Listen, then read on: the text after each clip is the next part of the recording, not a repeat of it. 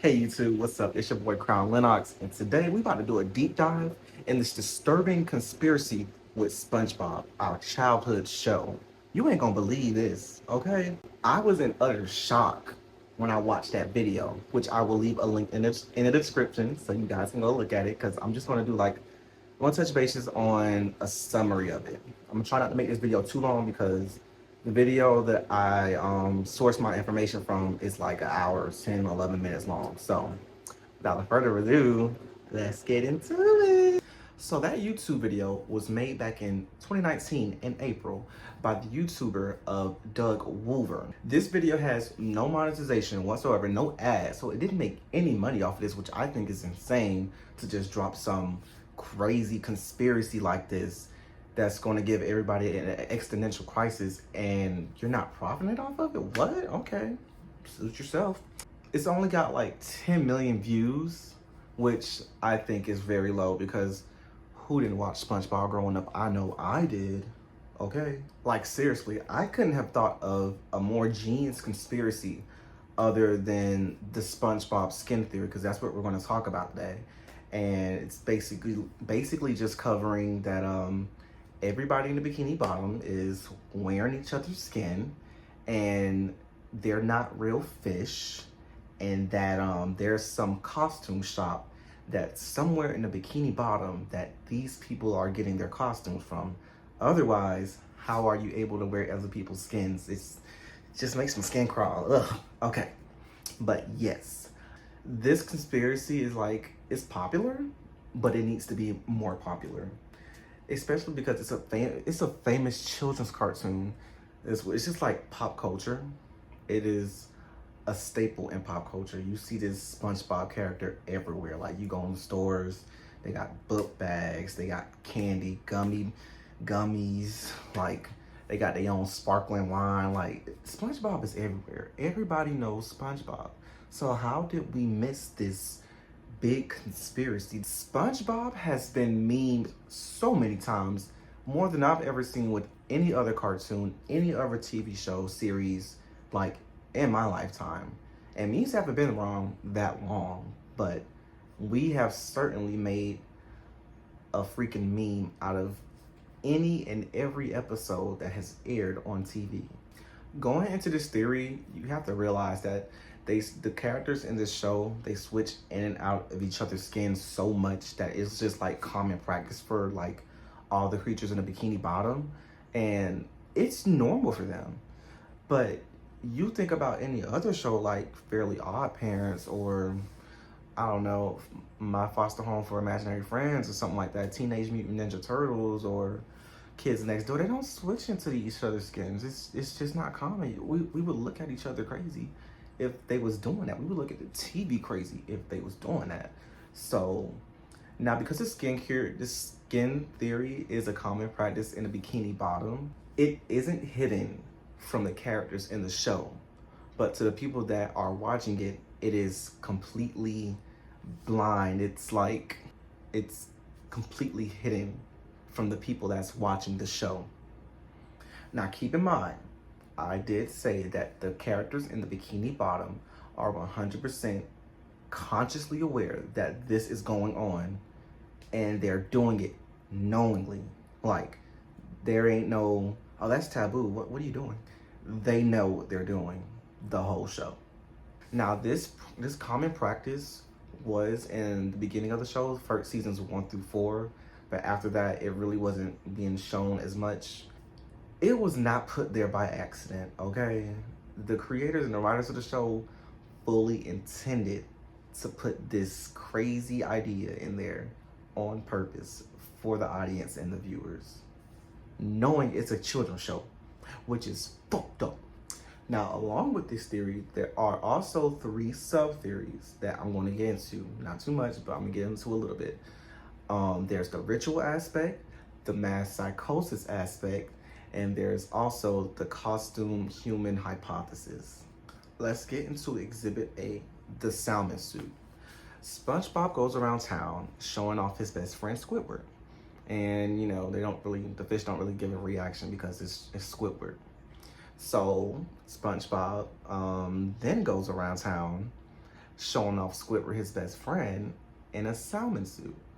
Now, this salmon suit is pink. It is not gray. You think about salmon, that, the fish in the sea. You don't see them as pink when you see them in the water. They're gray. But Squidward had a pink salmon suit on, and the children were looking at him crazy because they're like, what does he have on? This dude is literally wearing skinned fish, like a skinned fish suit. And you kind of think about that back in the human world. You go to a park and you just walk and mind your own business, and somebody walks up to you in a severed, loosely fitted human suit, skin suit, human skin, whatever. You gonna look at them crazy because I'm gonna be like, what you got on? No, I'm not even gonna do that. I'm just gonna take off. I'm not gonna look at you like, because why you got somebody else's skin on and you walking around like everything is Gucci, and it ain't. It's Goodwill. But yeah, so the kids looking at Squidward like, this man got my skin on, but it's peeled off and it's skinned. And they was looking at him crazy, and I would too if I was a fish. But yeah, that's something to think about. Where would they have gotten that costume from? Why would they have a severed skin suit of a salmon in a bikini bottom when the fish live there? Why would they do? What kind of disturbing show is this? You don't think about this stuff, but when it actually clicks inside your head, you be like, damn, that's fucked up. But we didn't know that because it went over our heads. Over our heads. Now, at some point in the show, there's a reference to a head enhancement clinic after SpongeBob removes the head of a fish after he's looking for something. And the dude's head is small. And you look at the clip, his head color is not matching the rest of his body color. So that can't be the only enhancement clinic that's in the Bikini Bottom that these fish are going to get body modifications and kind of like plastic surgery, but it's to an extreme in SpongeBob. Like, these fish are not themselves. They have some kind of mental disorder where they don't appreciate their bodies in the way that Fish God or Poseidon make them. So they're getting all these body modifications in SpongeBob, and they show you so many times in different episodes. It just happened so fast that we didn't catch on to it in time. Now, other instances of this body modification are fake noses being sold in a shop when SpongeBob and Plankton was going around. I guess it was like for some episode about FUN fun. I think it was that one. And then there was also an instance where Sandy had a hold of SpongeBob's tongue, and I think it was the karate episode, if I'm not mistaken. She had his tongue, and she was gonna put hot sauce on it if he didn't admit something. And then she just drunk it. I think it was like just juice or something. And then he started laughing, and he detached his tongue from the body. So they selling fake tongues too. What you need a fake tongue for? What you need a fake tongue for, SpongeBob? Make it make sense. And then there is the chocolate salesman that tricked SpongeBob and Patrick into selling all of his chocolate. He had a whole suit that was like wrapped in bandages, and was he holding something, or was it on a crutch? I think he was on a crutch. And once he got them to sell his chocolate, because he said, oh, I don't know how I'm going to pay these medical bills. Like, it's so expensive. So SpongeBob and Patrick, not thinking twice, being naive, gave in, and they ran off to go sell his chocolate. And while he was looking at them through the window, running off or whatever, doing his work, dirty work, because if he's scamming them, he probably scamming people with it. That's buying chocolate too. So anyways, when he was looking at them through the window, he zipped down the whole bandage suit like it was nothing. And I think he had like a monocle on, and he was just laughing this evil laugh. I'm like, sir, why didn't you just wear regular bandages? That could have been way easier and way more realistic. But apparently, he made that costume was realistic enough to trick SpongeBob and Patrick into go selling his chocolate. So They even selling bandage costumes in a bikini bottom. What cost? How far does it go? Like, what freaky costumes do they have in the store? Because I know Spirit Halloween don't be coming around year round. It's like once a month.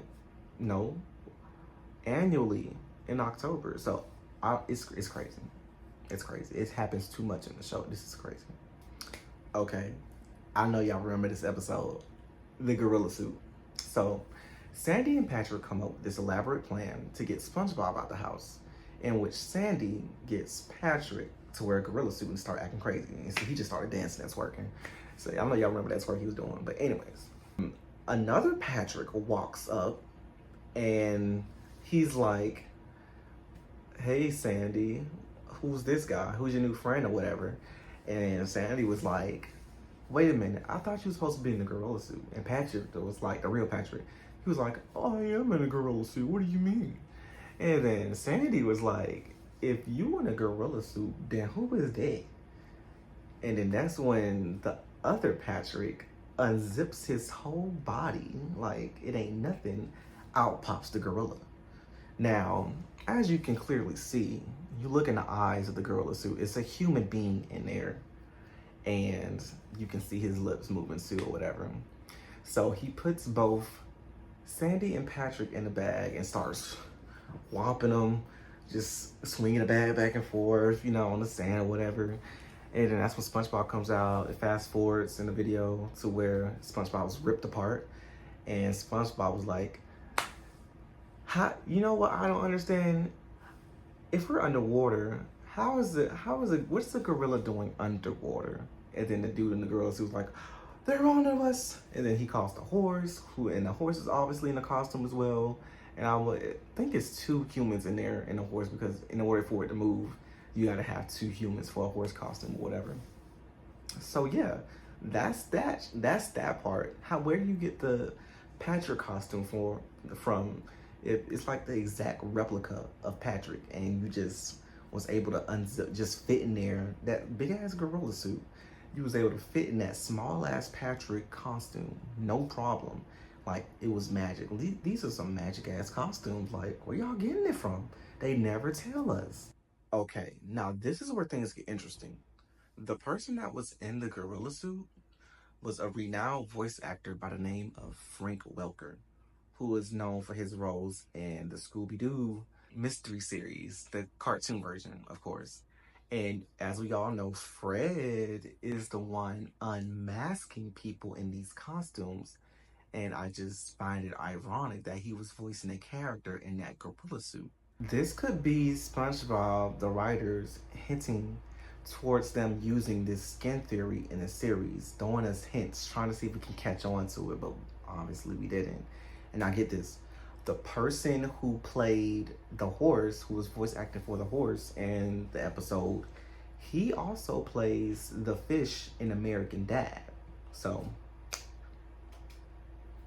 if you want to get ironic, a talking fish, not just a regular fish, a talking fish, which are, you know, the fish in the bikini bottom talk, as we all know.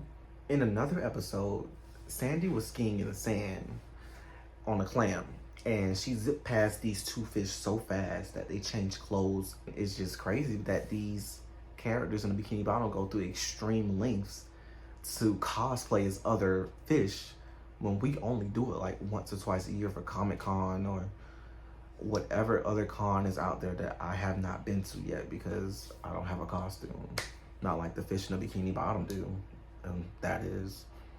In the episode where Mrs. Puff gets sent to jail and SpongeBob and Patrick try to get her out, they are disguised as rocks in rock costumes, and then this other prisoner walks up to them and bangs them and breaks them up into pieces. And SpongeBob is like, "Ah, shucks, we gotta take these costumes back to the costume shop now because they're damaged or whatever."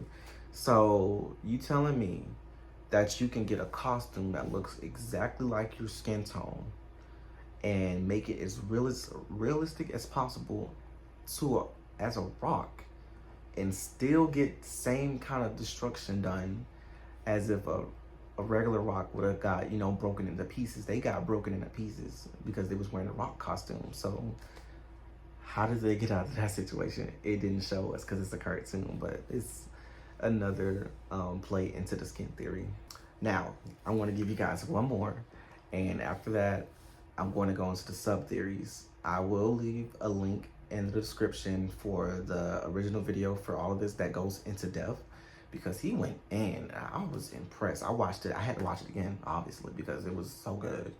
But if you ever notice the doctor in SpongeBob, he's purple, you know. He has brown arms and they're like human-like hands. He's either three things: a purple fish, no, a brown human with a purple face or a purple fish face, or a fish with brown hands that he got body modification or whatever, or three, he's not a fish at all and he's a human. Now let's get into the sub theories. Let's go over the ritual aspect. People have been doing rituals for centuries now. We all know this, and they do it for a various amount of reasons, whether it's religious, spiritual, you name it, satanic, Illuminati, don't kill me, you name it. This theory suggests that these people not people, or maybe, or are they? These fish in the Bikini Bottom are dressing up in costumes as a ritualistic part of their lives, because you think about it, a ritual often involves an entity, and although there's no mention of a god or a religion in the show, you do have to find Dutchman, which is a spiritual entity, and they dress up on Halloween like they don't dress up every day in each other's clothes or skins. But anyways, they dress up on Halloween for the Flying Dutchman to come in town, judge their looks, and if he don't like your look, you gotta get your soul snatched from him because you putting dirt on his name, you disrespecting him basically. So yeah, that's the ritual aspect. And then there is the mass psychosis element. Basically, it's when a bunch of people are just like mentally ill and they start going crazy. In this case, with the Bikini Bottom, they have gone crazy and started wearing each other's skins like for no reason. This stuff happens like with no context, no explanation at all. And example of this is when back in 15th century of France, there was a convent full of nuns that would meow for 7 days straight. They wouldn't say no words. They just meow, meow, meow. Just strut 7 days straight. And they haven't spoken like whatever their native language is until it's just, I guess they snapped out of it and started acting normal again. So that would be the mass psychosis element of this theory. Now here is the final theory, well, sub-theory to this big conspiracy. There is the costume human hypothesis, meaning everybody in the Bikini Bottom is a human dressed up in fish suits, and they're acting out these fake scenarios like we would do in the real world, like they're on a stage or set for a play and putting on a performance. Now there has been several clips of SpongeBob showing these close-ups of like when Sandy showed her biceps, it was a human bicep, and then when Squidward pictured Squilliam naked, it was a human torso. Abs was cut and he had his boxers on. He said, "Oh no, he's hard." So, well, those are the key points to that. And then if you also think about it, why is there another ocean in the ocean if they're already underwater? And these fish aren't floating around like, the fish in the actual seawood. They, fish can go anywhere they want. It's just like fourth dimensional space for them. They can go do as they please, but everybody in a bikini bottom is stuck to the ground. They're never floating up. Like humans, they sink. Well, they just walking around like there's gravity in the ocean and there isn't gravity in the ocean. Something to think about, but that will be it for this conspiracy. I hope you enjoyed it. I will leave the link in the description for the video, and I strongly suggest you watch it and you send it to your friends, because that's some good stuff. Like, I don't even know what to think about all the other shows I was watching now, because if we missed that little small element in SpongeBob, who's to say that there's other shows that we've watched growing up that has a deeper and a darker meaning behind them that we don't know about because it just went over our heads. But I hope you enjoyed my little commentary video of the summary of this conspiracy theory. If you could like, subscribe, and share this video, that would be deeply appreciated to me. And I hope you have a good rest of your day.